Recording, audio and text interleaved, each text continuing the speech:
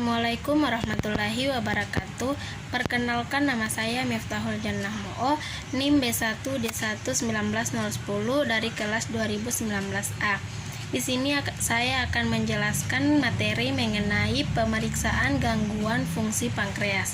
Pokok pembahasan yang pertama definisi pankreas, yang kedua fungsi endokrin pankreas, yang ketiga fungsi eksokrin pankreas, yang keempat pemeriksaan pankreas, yang kelima metode pemeriksaan, yang keenam cara kerja fotometer, dan yang ketujuh interpretasi hasil. Selanjutnya, definisi pankreas. Pankreas merupakan salah satu organ di dalam sistem pencernaan manusia.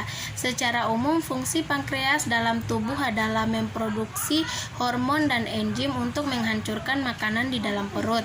Fungsi pankreas juga dapat terbagi menjadi dua, yaitu fungsi endokrin dan eksokrin.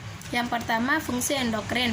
Kelenjar endokrin adalah kelenjar yang menyalurkan produknya ke dalam peredaran darah. Fungsi kelenjar endokrin pada pankreas adalah mengeluarkan hormon, yaitu hormon insulin dan hormon glukagon. Kedua hormon ini berperan dalam mengatur kadar glukosa atau gula dalam darah. Hormon insulin akan mengikat glukosa dari darah untuk dibawa ke berbagai jaringan di dalam tubuh agar bisa digunakan sebagai energi. Hormon insulin ini juga penting bagi hati. Kenapa? Karena membantu hati menyerap glukosa dan menyimpannya sebagai glikogen. Glikogen berguna sebagai cadangan energi saat tubuh membutuhkan energi ekstra saat glukosa dalam darah terlalu rendah. Hormon glukagon yang akan memecah kembali glikogen di hati menjadi glukosa. Selanjutnya, jaringan eksokrin. Jaringan eksokrin adalah jaringan yang mengeluarkan produknya melalui suatu saluran menuju ke permukaan tubuh atau jaringan lain di dalam tubuh. Contohnya adalah kelenjar air liur, kelenjar keringat, dan kelenjar saluran cerna. Fungsi eksokrin dan endokrin. Yang pertama, kelenjar endokrin dapat mengontrol aktivitas kelenjar tubuh. Yang kedua, kelenjar endokrin merangsang aktivitas kelenjar tubuh. Yang ketiga, kelenjar eksokrin merangsang pertumbuhan jaringan. Fungsi kelenjar eksokrin pankreas menghasilkan enzim pencernaan yang dialirkan ke saluran cerna. Enzim tersebut memiliki fungsinya masing-masing. Misalnya, enzim lipase digunakan untuk menguraikan lemak, kemotripsin dan tripsin untuk mencerna protein, serta amilase untuk menguraikan karbohidrat.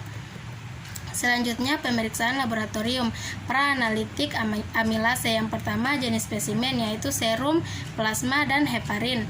Yang kedua, cara pengambilan darah yaitu darah kapiler dan darah vena. Yang ketiga, cara penyimpanannya pada suhu 20 derajat Celcius sampai 25 derajat Celcius, stabil selama 11 hari. Yang kedua, pada suhu 2 derajat Celcius sampai 8 derajat Celcius, stabil selama 7 hari. Yang ketiga, pada suhu kurang dari 20 derajat Celcius, stabil selama 2 bulan sampai 1 tahun. Kemudian analitik amilase. Yang pertama, standar WHO. Metodenya yaitu reaksi enzimatik. Prinsipnya yaitu etiliden, nitropenil, maltoheptosid oleh amilase dihidrolisis menjadi etiliden. Nitropenil diubah oleh glukosidase menjadi nitropenol kompleks yang berwarna dan glukosa. Intensitas warna kompleks yang terbentuk sebanding dengan aktivitas amilase. Absorbansi larutan diukur pada 405 nm secara fotometri. Yang kedua yaitu metode kolorimetrik enzimatik. Prinsip amilase akan menghidrolisis nitropenil menjadi nitropenil maltoheptose tambah nitropenil maltotritase tambah maltotriose, kemudian nitropenil maltotriose oleh glukosidase diubah menjadi nitropenol berwarna dan glukosa. Intensitas warna kompleks terbentuk sebanding dengan aktivitas amilase. Absorbansi larutan kompleks diukur pada 405 nm secara fotometri. Selanjutnya, pasca analitik atau pasca analitik amilase. Metodenya yaitu enzimatik.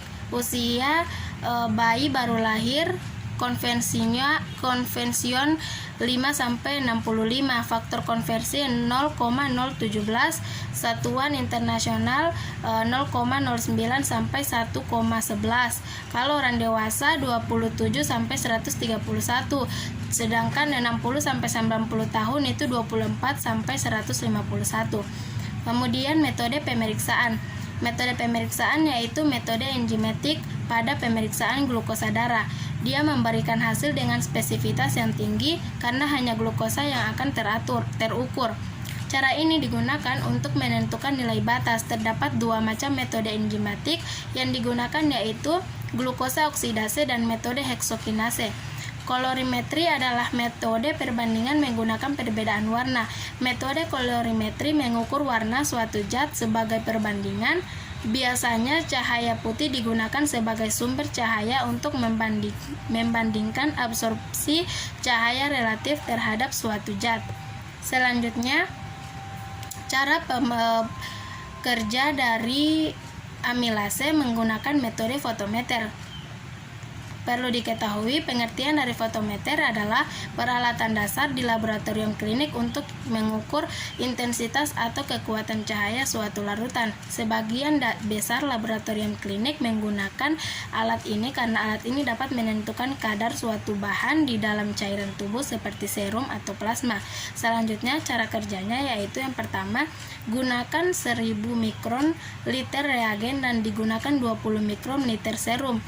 Kedua, sebelum memulai terlebih dahulu nyalakan alat fotometer. Selanjutnya, setelah itu perhatikan buku petunjuk pengerjaan yang telah disediakan. Selanjutnya, dipipet 1000 mikron reagen dan masukkan ke dalam tabung berlabel T. Selanjutnya, dipipet 20 mikron sampel serum dan masukkan ke dalam tabung. Kemudian dicampur dengan cara digoyang-goyangkan.